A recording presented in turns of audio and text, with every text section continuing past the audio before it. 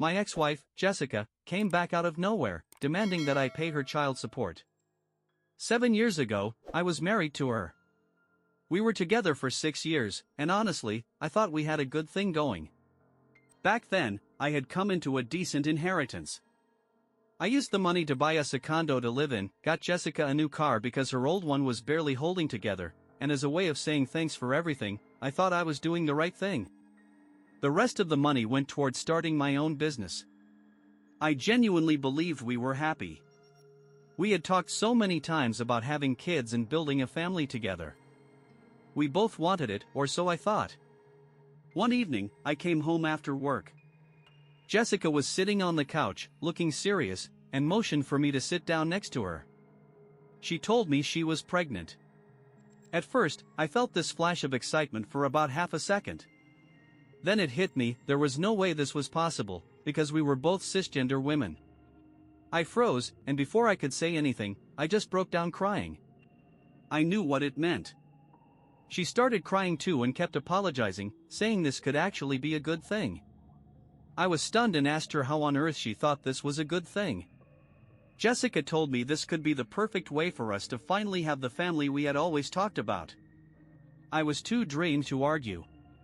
I went to pack a bag and told her I would stay with my cousin for a few days to think things over. I stayed with my cousin, Ryan, for about a week. I was an absolute wreck the whole time. When I finally went back home, I told Jessica I wanted a divorce. I packed up the rest of my things while she begged me to stay. She said she could not do this without me and accused me of abandoning her and the baby. I could not even speak. I just finished packing and walked out the door. During the divorce, I let her keep the condo. Her car was technically under my name, but I let her have that too. She pushed for alimony, and even though she was not entitled to it, I agreed to pay her for a year. She tried to demand child support as well, but it was denied for obvious reasons.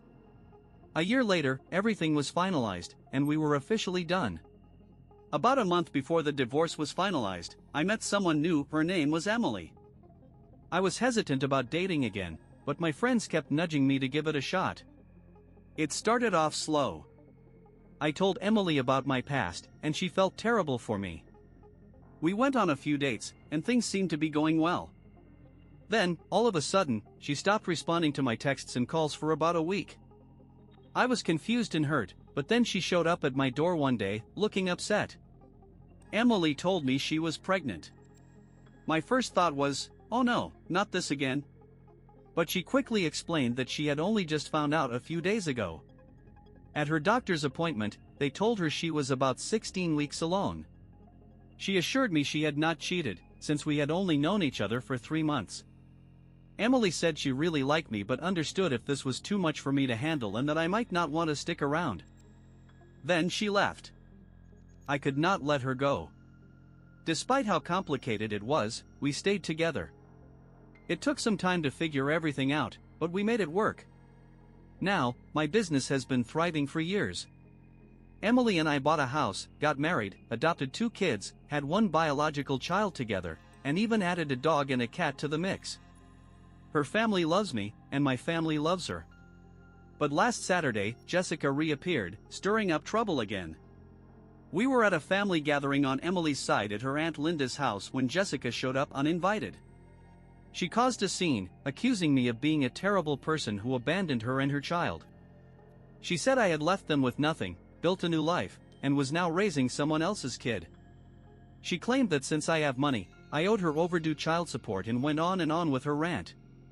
Apparently, Jessica had become friends with Emily's cousin's wife, Lisa, through the Parent-Teacher Association. She told Lisa about me, gave her my name, and spun this sob story. Lisa was outraged by what she heard and decided to team up with Jessica to confront me at the family gathering. They wanted to air everything out in front of everyone and show their so-called evidence. Emily tried to stand up for me, but Aunt Linda and a few others cut her off and told us to leave. Linda even went as far as saying she would make my treatment of Jessica public and ruin my business. We left in shock. Emily was furious and vowed to fight anyone who dared to slander me. The next morning, we got a call from Emily's father, John, who had skipped the gathering. He had been hearing about what happened through texts and voicemails. We went over to his house for lunch to explain everything. John and his wife, Carol, already knew I had been divorced, but they did not know the full story. They listened and were supportive, but Carol said something that took me by surprise. She suggested that since I had money, I should help Jessica out, pay the child support, and maybe even be a father figure to Jessica's daughter. She believed that, spiritually, I had a responsibility because the child was conceived while we were married. Emily was furious with her mom for saying that, and now there is tension between them. Most of Emily's siblings are on her side, except for her brother, Mike, who is close to Lisa. Mike believes Lisa's version of events, so we have been avoiding the extended family altogether. A few things happened recently. I decided it was time to get all the documentation from my divorce in order. I made copies of everything and handed them out to Emily's family, making sure they could see the entire story for themselves. The reactions were all over the place. Some of them admitted they had always known Jessica was a little off. They said they did not speak up because they thought it was obvious to everyone. They even apologized, saying they had no idea her lies could cause me so much trouble. I let it go. Most of them are not people I am close to anyway, they are just extended relatives. Then there were others who initially believed Jessica because she had what they thought was evidence. After I showed them my documents, they apologized profusely and even offered to back me up if I decided to sue her. They said they would testify on my behalf, which was comforting. But of course, there are always people who want to stick to their version of the story. My cousin, her husband, my aunt, and a few of their friends are still siding with Jessica. They even accused me of falsifying the documents. My cousin's friend, Bill, has not said a word either way. He is not actively supporting Jessica, but he has not admitted he was wrong either. Just silence from him. I filed a restraining order against Jessica. The first attempt for a temporary one was denied, but I have a hearing coming up. On top of all that, I had a big meeting with one of my longest-standing clients last week. We have worked together for years, but we are not friends, strictly business. When he came into my office, he stopped me in the hallway and said someone had gone to his office, telling him I abandoned a child. He asked if it was true. I told him no, of course not, and gave him a quick summary of what had happened. I even offered to show him my divorce papers, but he waved me off, saying he trusted me. He offered to help me out if I ever needed it and then moved on with our meeting like nothing happened. I was relieved, but I was also fuming. Jessica had gone after my business now? I had my lawyer working on a cease and desist letter. I was debating whether to send it or just go straight to suing her when Saturday rolled around, and things got worse. I had taken the kids to the mall to buy some things they needed for summer school. The regular classes had ended, but their school still ran activities throughout the week, and there was a big event coming up. I figured Emily could use a break, so she stayed home to relax. Her pregnancy has been rough lately. When we got back, I handed the kids some bags and told them to head inside. Mama had a snack waiting for them, and I stayed to unload the rest of the car. After a few trips back and forth, I heard a small voice say, "Mommy." I turned around and saw a little girl standing there, looking nervous. I was confused until I spotted Jessica walking up behind her. She pointed to me and said to the girl, "Yes, that is who I told you about." The little girl stayed quiet, but Jessica started yelling at me. Here is how it went, more or less. "Jessica, I cannot believe you would refuse to be part of her life. She is an innocent child, an amazing kid. She has done nothing wrong. And you just abandoned her. For what? For some random woman who sleeps around, gets pregnant, and makes you raise her kid? Me, you mean, kind of like what you tried to do to me? Jessica, it was not the same thing. I was not just some random woman. Me, the difference is she did not cheat on me, and I made the choice to stay. She did not try to force me into anything. Jessica, that does not make it fair. How could you not think about her?" She pointed at the little girl. "You adopt kids off the street, send them to private school, but you leave her out? I have to move her around just so she can go to the school I want her to go to. Is she invisible to you? Me, are you out of your mind?" leave. I do not have time for this. Jessica, oh, I see. You do not want your perfect little family to see the real you. Me, you have two choices, leave or I will call the police. Jessica, as if you would ever do that. Be reasonable for once, and we can avoid more problems. At that point, Emily came outside. Emily, I already called the police. They are on their way. I suggest you leave before they get here. Me, come on, let us go inside. I grabbed the last two bags and went in with Emily. Through the window, I saw Jessica grab the little girl by the arm roughly and drag her to the car. Then she drove off. The police arrived shortly after. I showed them the footage from our house cameras and my car dash cam. This time, I filed for another temporary restraining order and it was approved. Jessica does not live in the condo anymore. I have no idea what happened to it or where she is staying now, but I guess we will find out. I spoke with my lawyer about the latest situation, and he told me it could get tricky. He mentioned that Jessica might try to defend herself by pleading not guilty by reason of insanity. However, the fact that she has been refusing treatment for years could work in my favor. That was a small relief in what feels like a mountain of stress. Jessica's sister, Beth, reached out to me recently. She apologized for everything her sister has been doing and told me she wanted to help however she could. Beth has been trying to manage Jessica's episodes for the sake of her niece. When I asked why Child Protective Services had not gotten involved, Beth said their parents had been stepping in to prevent that from happening. I guess they are more concerned about protecting their family image than dealing with Jessica's issues. I could not stay long during our conversation. I needed to get home before my sister-in-law, Megan, had to leave. Beth and I exchanged numbers and agreed to keep in touch if anything else came up. One thing Beth told me left me completely floored. She let it slip that Jessica had confessed she was not even sure who the biological father of her daughter is because, around the time the child was conceived, she had slept with 4 different people, including 3 men. When I heard that, I felt like the biggest fool alive. She had been messing around with all these people, and I had no idea. Things at home have been busy. Our youngest decided she had had enough of waiting and made her entrance earlier than expected. Between her unexpected arrival, the time spent in the NICU, and the older kids starting school, I feel like I could sleep straight through until next year. Thankfully, everyone is doing fine now, which is a blessing. Now, back to Jessica. After the last round of chaos, things were quiet for a couple of weeks. Then I got a phone call that sent my anxiety through the roof. Jessica had attempted to cash a fake check in my name at the bank. I have no idea how she even found out where I bank, but, just like with the fertility clinic documents she faked, the check was an obvious forgery. Thankfully, it did not fool the bank clerk, and she was arrested on the spot. Right now, Jessica is in a psychiatric facility receiving treatment. I do not know how long they will keep her there, but once she gets out, she is going to face trial for check fraud. From what I have heard, it is not looking good for her.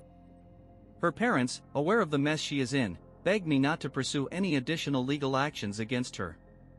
They know I have evidence of another forgery crime she committed, and they are worried it could lead to a longer sentence for her. I know it might be unpopular, but I agreed to a deal with them. They promised to ensure that everyone Jessica had lied to would hear the truth. At this point, I am just too drained to keep fighting on every front, so I let it go for now.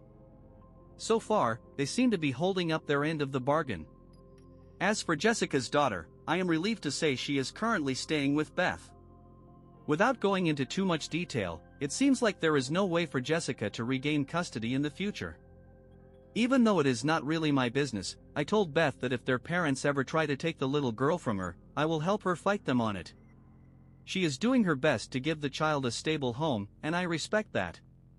At home, Emily and I have been distancing ourselves from my mother-in-law, Carol, who has been a little too involved in stirring up drama. From what I can gather, Jessica befriended Lisa, Emily's cousin's wife, by chance, and they decided to use their connection to attack me. Lisa and Aunt Linda are still spreading lies about me, claiming they work harder than I do and that it is unfair I make more money. I guess they are just bitter. Now, onto something I never thought I would write about. Emily left our twin daughters behind during what she thought was a home invasion. I am 34, and Emily is 42. We have been married for several years, and she has been a stay-at-home mom since our oldest was born. Last week, when I was at work and our two older kids, Noah, 5, and Jake, 3, were at school, Emily was sitting at the dining table when she saw a man walk down our driveway toward the front door. He had something in his hand, which she thought was a hammer. She went to the door, and the man started trying to open it. He saw her, waved, and continued trying to get in. Panicking, Emily bolted out the back door without grabbing her cell phone, her Apple Watch, or anything else.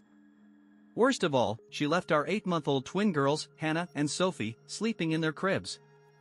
Emily ran through the neighborhood, trying to find someone to help her call the police.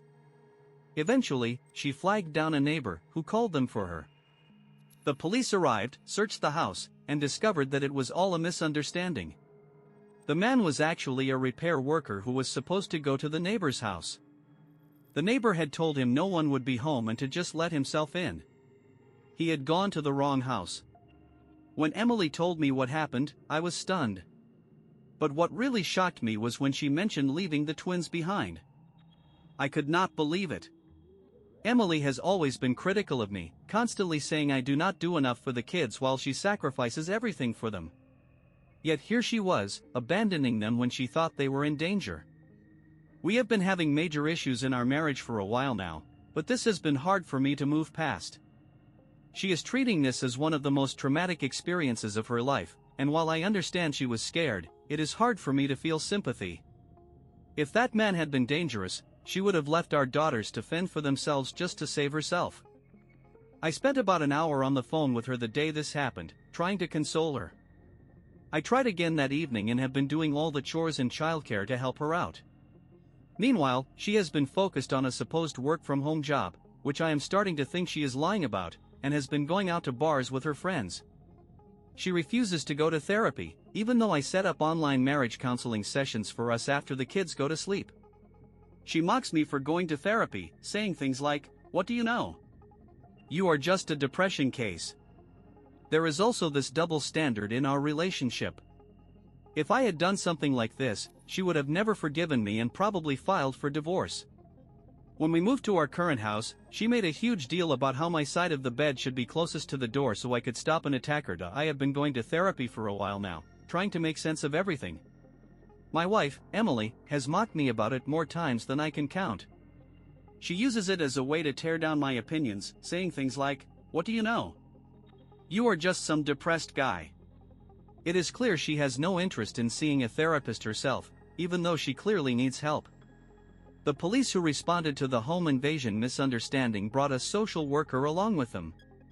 The social worker gave Emily a card for a therapist, but, as expected, she dismissed it completely. Good afternoon, everyone. First, I want to thank you all for your advice and comments on my situation. I figured it is time to give an update. Long story short, things are not getting better. In fact, I feel like a pilot trying to land a plane that is falling apart in midair. At this point, I think it is time to bail out before the whole thing crashes. Looking back, I am realizing just how much I have normalized the dysfunction in my marriage. What I used to think were good days would probably be considered terrible days in most healthy relationships. Since my last post, I have tried my best to support Emily in every way I can. Truthfully, I feel like I was already doing a lot before, but I have made even more of an effort. I handle the bulk of the household responsibilities: laundry, cooking, groceries, and managing the morning and bedtime routines for our boys, Noah and Jake, who are in school. When it comes to giving the girls, Hannah and Sophie, their baths, we split it about 50-50. I also pay all the bills and coordinate their extracurricular activities. Some people have said I should be more sympathetic because Emily gave birth 8 months ago. I understand where they are coming from, but here is the thing: since giving birth, Emily has run 4 10K races, participated in a marathon relay, and regularly attends a running group that includes dinner afterward twice a week. She also goes to networking events for a business she is trying to build. It is hard to reconcile that level of activity with the idea that she is too overwhelmed to contribute at home. Since my last update, there have been more bad days than good ones. Here is a rundown of some of the issues we have had. Last Saturday, Emily woke up early but did not wake me or Noah up for his early hockey practice. I slept through my alarm, and she did not lift a finger to help us get ready. When we got back home, her only question was, "How late were you?" Then she went back to bed, leaving me to handle all 4 kids on my own for the rest of the morning. Later that day, I took the kids to the store to run errands. As soon as we got back, Emily jumped in the shower and left without telling me where she was going, ignoring the kids crying for her to stay. On Sunday, she refused to take any of the kids to their hockey practices, saying she had to clean the house. While I was at the rink with crying kids in tow, she called me to ask where we should move things in the garage because she had hired someone to clean it out. This was the first I had heard about her hiring anyone. The woman Emily hired did a good job cleaning the garage, but she threw out a bunch of stuff, including unopened dress shirts. On Monday, we had a massive argument. Noah was yelling at me to get him a second helping of dinner. I tried to stand my ground and told him to go to bed if he could not behave. He immediately ran to Emily, and she overruled me. When I tried to explain what I was doing, Emily exploded. She spiked her laptop on the bed, stormed out of the room, and screamed at me in front of all 4 kids, calling me whiny, not a real man, and accusing me of trying to starve her kids. That same evening, we had a marriage counseling session scheduled. I went, but Emily refused to join me. While I waited in the living room for the session to start, she continued yelling at me and even started blending something in the kitchen to make as much noise as possible. When the session began, the counselor said she was impressed with how calmly I handled things, but that did not make it any easier. Later that night, Emily woke me up to ask if I could set up the printer. We had recently switched routers, and I had not gotten around to it yet. Her lack of anger caught me off guard, so I did it. She stood silently behind me the entire time, not letting me see anything she was working on. Things came to a head yesterday, which was Thanksgiving. Emily slept in until nearly 1 p.m. and then got annoyed with me for not having the kids completely ready. She insisted that the girls be in their car seats and then spent 90 minutes getting ready herself. She only helped with the kids for about 20 minutes. By the time we got out the door, we were an hour late for dinner. We did not fight that day, which felt like a small victory. But there was no affection, no warmth, just a silent ride to and from dinner. Somehow, my mind forgot all the unresolved issues, and I convinced myself it might still work out. That night, one of the girls woke up sick, so I got up to care for her. Emily usually handles night wake-ups, so this was one area where I felt like I could step in. But even this has become a source of contention. One time in September, Emily screamed at me for getting up to take care of one of the girls. She accused me of keeping her up just because I could not sleep. This has become her trump card in every argument, that she is the one who sacrifices the most for the kids. This morning, I woke up later than usual, 9 a.m., the latest I have slept in years. I made breakfast for the kids and started finishing the laundry. Emily was already working on her laptop and snapped at me for trying to clean the house. She said she had hired someone to do it and that I was wasting my time. I tried to stay calm and told her we could not afford a cleaning service right now and that I could handle it. That set her off. She called me pathetic and started yelling at me in front of the kids. One of the boys ran and hid, while the others stayed quiet on the couch. She spent the next hour blaming me for not earning enough money, not cleaning to her standards, and for being, in her words, a useless man. What scares me most is not the way she treats me. I have become numb to that. What really frightens me is how her behavior is affecting Noah. He has started mirroring her attitude and internalizing all the stress in our home. Emily constantly pressures me to ask him questions like, "Who is your favorite parent?" or "Who yells more?" When I refuse, it only makes her angrier. I feel stuck. I am trying to fix this. I have a counselor appointment coming up, but beyond that, I do not know what else to do. Emily genuinely does not see any issue with how she treats me or the kids. She likes to say, "I am a diamond, and if you leave me, you will only end up with pebbles." I do not want a divorce, but Emily has been threatening it for years. I just do not know if I can stay in a marriage with someone who refuses to acknowledge their part in our problems.